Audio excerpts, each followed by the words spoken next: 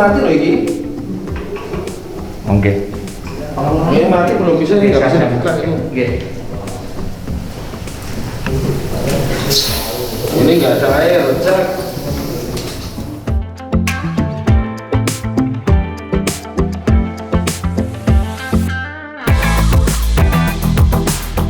Jadi kita tambahkan di kampusnya Undip ini, kampusnya Undip yang ada di Teluk Ngawur itu ada 116 bed dari 58 kamar.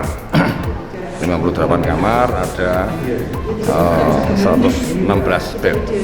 Kita pastikan hari ini untuk besok sudah ready untuk bisa dilakukan ketika ada yang memang rencana mau isolasi secara terpusat dengan kondisi tertentu kita harus bawa ke sini, maka kita lakukan untuk itu. Nah, kita pastikan untuk semuanya fasilitas ini bisa digunakan.